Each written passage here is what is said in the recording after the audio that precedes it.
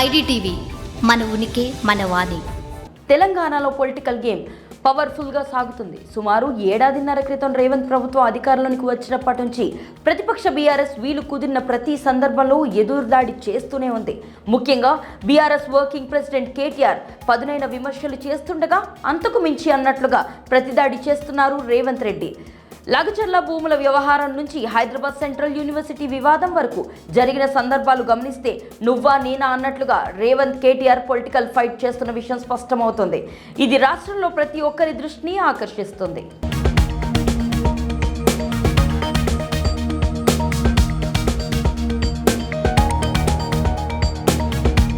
Revanth versus KTR ఇదే ఇప్పుడు Telangana political గ్రౌండ్లో బిగ్ బ్యాటిల్. వీళ్ళిద్దరి మధ్య కొన్నాళ్ళుగా జరుగుతున్న రాజకీయ పోరాటాన్ని దేశమంతా గమనిస్తుంది.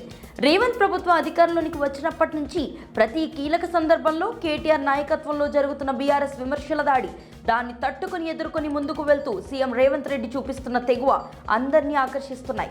ఒకటి కాదు, రెండు కాదు, ప్రతి సందర్భంలోనూ ప్రధాన ప్రతిపక్షంగా బీఆర్ఎస్ ముందు నిలబడి దాడులు చేస్తుంటే రేవంత్ నాయకత్వంలోని ప్రభుత్వం చేస్తున్న ఎదురుదాడి తెలంగాణ పొలిటికల్ బ్యాటిల్ను హీటెక్కిస్తూ వస్తున్నాయి. లగచర్ల భూముల విషయంలో బీఆర్ఎస్ నేతలు చేసిన హడావిడి, ఆ పార్టీ నేతలపై దాఖలైన కేసుల గురించి ప్రత్యేకంగా చెప్పుకోవాల్సిన పని లేదు.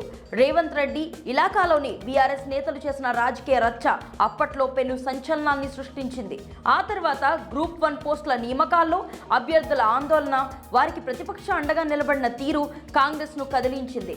బీసీల రిజర్వేషన్ల ఖరారు కోసం నిర్వహించిన కులగణనను రెండోసారి కూడా నిర్వహించేందుకు ప్రభుత్వం తీసుకున్న నిర్ణయానికి కారణం బీఆర్ఎస్ ఆరోపణలు, విమర్శలే అని అందరికీ తెలుసు. ఇక రీసెంట్గా శాసనసభ సమావేశాల్లో కాంగ్రెస్ ప్రభుత్వాన్ని బీఆర్ఎస్ కడిగేసిన తీరుకు అధికార పార్టీ నేతలే ఓ దశలో డిఫెన్స్లో పడాల్సి వచ్చింది. బీసీల గురించి తెలుగుదేశంలో ఉన్నప్పుడు కాంగ్రెస్ గురించి రేవంత్ ఏం మాట్లాడారు, ఇప్పుడు కాంగ్రెస్లో ఉన్నప్పుడు ఏం మాట్లాడుతున్నారు అన్నది ప్రస్తావించిన కేటీఆర్ తీరు అందరి దృష్టిని ఆకర్షించింది. ఇది సద్దుమణుగుతుందన్న దశలో హైదరాబాద్ సెంట్రల్ యూనివర్సిటీ భూముల వ్యవహారంపై బీఆర్ఎస్ నేతలు ఆందోళనకు దిగడం, నేరుగా విద్యార్థి నాయకుల దగ్గరకు వెళ్లి వారి పోరాటానికి అండగా నిలవడం, రేవంత్ పై కేటీఆర్ నాయకత్వంలో ప్రతిపక్ష నేతలు ముందుండి పోరాడడం వంటి పరిణామాలు మరింతగా కాంగ్రెస్ ను క్లిష్ట పరిస్థితుల్లోనికి నెట్టాయి. అయితే ప్రతి సందర్భంలో కూడా ఒంటరిగానే రేవంత్ రెడ్డి తన పోరాటాన్ని కొనసాగిస్తూ వస్తున్నారు. లగచర్ల నిర్ణయాన్ని వెనక్కి తీసుకుని విమర్శలను ఆపగలిగారు. అభివృద్ధిని బీఆర్ఎస్ అడ్డుకుంటుందని ప్రజలకు ప్రతి సందర్భంలో వివరించారు. గ్రూప్ 1 నియామకాలపై విద్యార్థులు చేసిన పోరాటాన్ని సమర్థంగా ఆపగలిగారు. శాసనసభలో బీఆర్ఎస్ దాడికి పూర్తి సమాధానాలు ఇస్తూ ఎదురు దాడి చేశారు.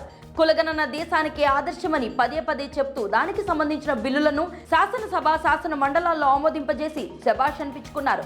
తరువాతి దశను తెలివిగా కేంద్రానికి వదిలారు. ప్రతి దశలో విమర్శకు ప్రతి విమర్శ చేస్తూ కాంగ్రెస్ వాయిస్ ను బలంగా వినిపించారు. ఫ్యూచర్లో కాంగ్రెస్ లో రేవంత్ పరిస్థితి ఎలా ఉంటుందో కానీ ఇప్పుడు మాత్రం ముఖ్యమంత్రి హోదాలో ఆయన తాను చేస్తున్న పనుల గురించి, పార్టీని ప్రభుత్వాన్ని లీడ్ చేస్తున్న తీరు గురించి సమర్థంగా వాదించారు. విమర్శకు ప్రతి విమర్శలో ధీటుగా చేస్తూ ఒక్కో గండాన్ని దాటుకుంటూ వెళ్తున్నారు. ఇలా అధికార ప్రతిపక్షాల మధ్య జరుగుతున్న పొలిటికల్ ఫైట్ రసవత్తరంగా సాగుతుంది. ముందు స్థానిక సంస్థల సమరం నాటికి ఇది మరింత రంజుగా మారడమైతే ఖాయంగా కనిపిస్తుంది. ఇప్పటికే కాంగ్రెస్ లో పరిస్థితులు ఎలా ఉంటాయన్నది కూడా ఇప్పటి నుంచే చర్చ జరుగుతుంది. ఈ విషయంపై మీ అభిప్రాయాన్ని కామెంట్ సెక్షన్ లో తెలియజేయండి. స్టోరీని లైక్ చేసి షేర్ చేయండి. మరిన్ని ఇంట్రెస్టింగ్ అప్డేట్స్ కోసం ఐడిటీవీని సబ్స్క్రైబ్ చేసుకోండి.